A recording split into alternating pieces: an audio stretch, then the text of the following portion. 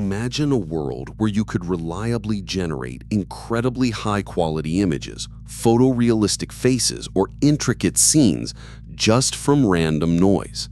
That's the promise diffusion models deliver on, and it's a profound shift in generative AI. We're talking about models like these, Denoising Diffusion Probabilistic Models, or DDPMs. But what makes them different from the GANs and VAEs we've explored before? Exactly. They achieve truly impressive results, like generating sample quality similar to progressive GANs, but through a fundamentally different, often more stable, process. It's not about an adversarial dance.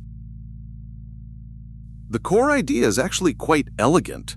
These are latent variable models inspired by considerations from non-equilibrium thermodynamics. This might sound complex, but the intuition is quite approachable. Thermodynamics? I wouldn't have guessed that. So instead of direct generation, they're approaching it from a physics-inspired perspective?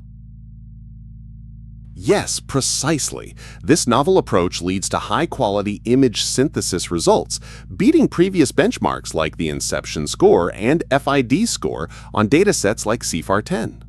So they're achieving state-of-the-art results by thinking about generation as a process of moving from disorder to order? That's a good way to put it. It's not about creating an image in one go or battling a discriminator. Instead, it's about a gradual, step-by-step transformation, like sculpting from a block of marble.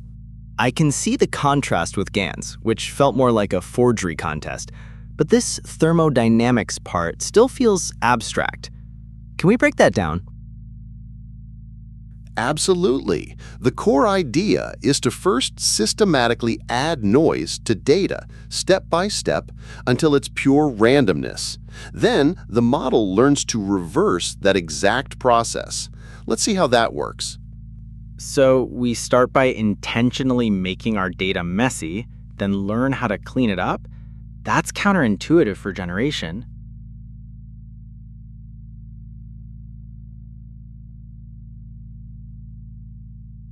Think of it like this. You have a clear photograph, x0.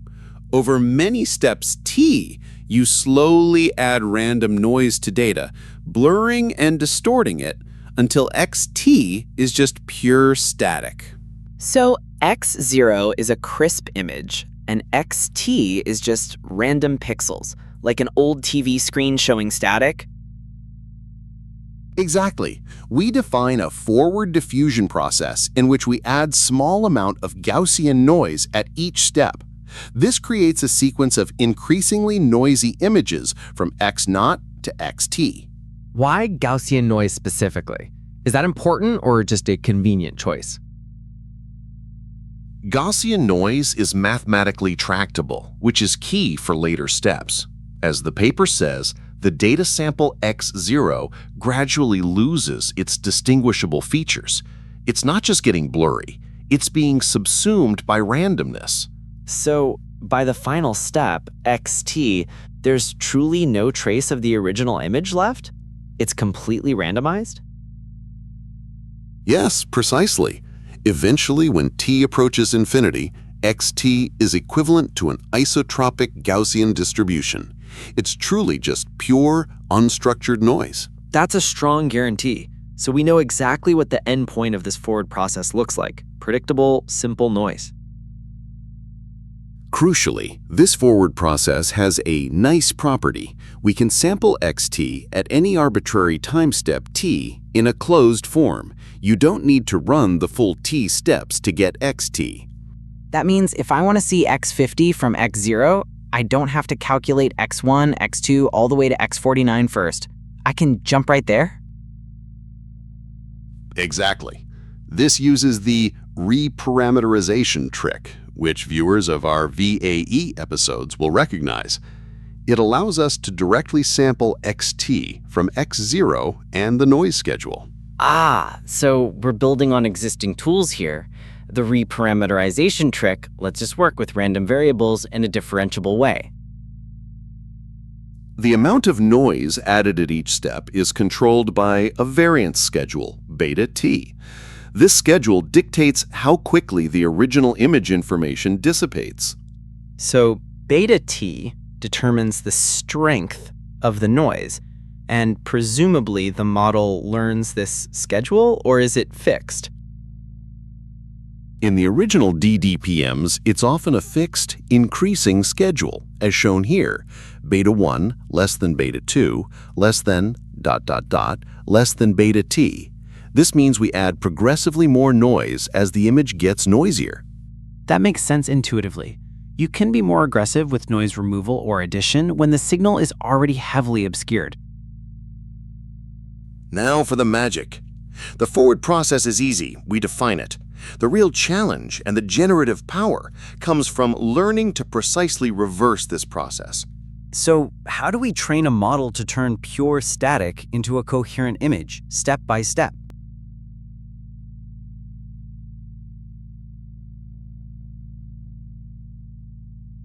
The core idea is to learn a reverse diffusion process. If the forward process is like gradually crumpling a paper, the reverse is learning to perfectly uncrumple it. So, start with the static xt and apply the learned uncrumpling steps to get xt-1, then xt-2, until you reach a clean x0? Precisely. If we could sample from the true reverse conditional probability, q of xt-1 given xt, we could generate perfect images. But that's intractable. So we learn a model p theta to approximate these conditional probabilities. Why is q of xt-1 given xt intractable? Doesn't the forward process give us enough information?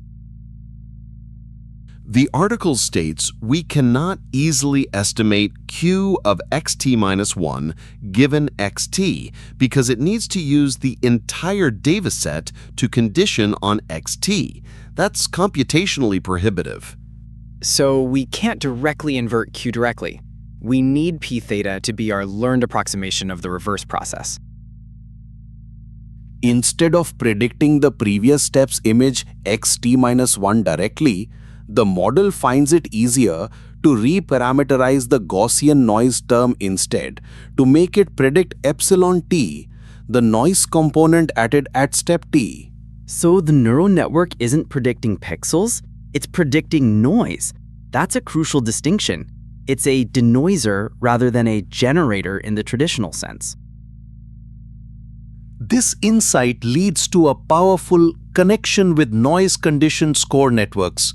Essentially, predicting the noise is equivalent to estimating the score function of the data distribution. Score function? You mean the gradient of the log probability density? That's quite a leap from just predicting noise. Yes. For a Gaussian, the gradient of the logarithm of its density function can be re-expressed in terms of the noise. So learning to predict epsilon of t is effectively learning the score. That's elegant. By predicting the noise, we're implicitly learning how the data distribution changes as noise is added, which is what the score function tells us. And how do we train this noise predictor? The original DDPM paper found a simple objective that works exceptionally well. Just minimize the squared difference between the predicted noise and the actual noise at each step. So during training, you have x naught, you know how much noise epsilon t to add to get xt, and the network just tries to guess epsilon t from xt?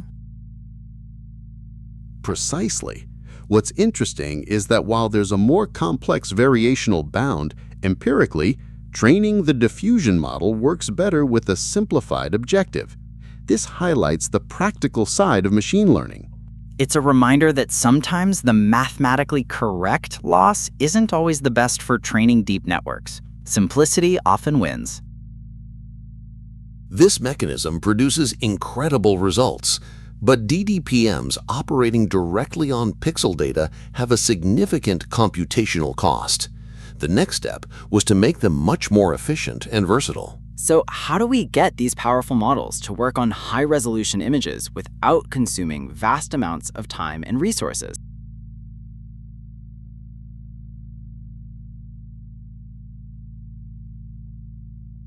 The key insight of latent diffusion models is to apply them in the latent space of powerful pre-trained autoencoders. Instead of denoising pixels, you're denoising a compressed representation. So the core diffusion process still happens, but it's operating on a much smaller, more abstract version of the image, like sculpting a miniature instead of a life-size statue? That's a great analogy. The problem was that DMs typically operate directly in pixel space, and their optimization often consumes hundreds of GPU days for high-res images. That's a huge bottleneck. So moving to latent space drastically cuts down the dimensionality and thus the computational load? Exactly. This approach finds a near-optimal point between complexity reduction and detail preservation. The autoencoder compresses the image while retaining essential information. Then the diffusion model works its magic. This sounds familiar. We've seen autoencoders and latent spaces in VAEs before. It's like applying that concept to diffusion models for efficiency. This is where it gets really powerful. LDMs also integrate cross-attention layers into the model architecture. This is a direct callback to our transformer episodes, like hashtag TCM-033005. Wait, cross-attention? So they're using the transformer's attention mechanism within the diffusion model? For what purpose? To enable general conditioning inputs, such as text or bounding boxes. The cross-attention layers allow the diffusion process to be guided by external information, not just random noise. So I can give it a text prompt like a cat riding a skateboard, and the attention mechanism makes sure the generated image reflects that text. This is how stable diffusion works. Precisely. The latent space combined with this conditioning means high-resolution synthesis becomes possible in a convolutional manner, making it efficient and controllable. The denoising is guided by your prompt. This transforms a general-purpose image denoiser into a powerful, steerable image creation engine. It's like having a master painter who takes explicit instructions. The results speak for themselves. LDMs achieve a new state-of-the-art for image and painting and competitive performance on various tasks, including unconditional generation and semantic scene synthesis. So they're not just efficient, they're also pushing the boundaries of what's possible in terms of quality and versatility for generative models. And all this while significantly reducing computational requirements compared to pixel-based DMs. It's a prime example of how architectural innovation can unlock the full potential of a powerful idea. It's combining the strengths of autoencoders for compression, transformers for control, and diffusion for quality, all into one coherent system, a truly foundational advancement. From thermodynamically inspired noise processes to efficient, controllable latent space synthesis, diffusion models have given us a powerful new mental model for how generative AI can work. I'm Maya. Thank you for thinking this through with us. I'm Arjun. Whenever you see a complex system being built up from simple, repeatable steps of refinement, you now have a handle on the diffusion pattern. Another idea in 3 hours. Take care of your mind.